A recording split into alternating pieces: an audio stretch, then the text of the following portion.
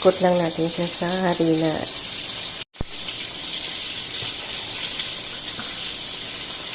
Yung may paminta at saka mga seasoning mix para masarap at malasa ang ating pork chop.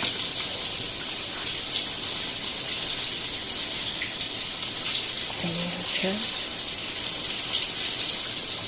Paliguan lang natin ang harina.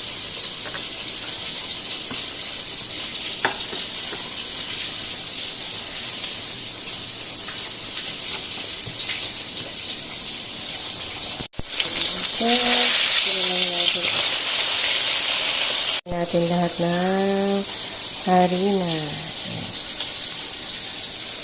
Ayan, luto na ang ating pork chop. Kain po tayo mga kamars. Thank you for watching. Bye-bye. Don't forget to like and subscribe my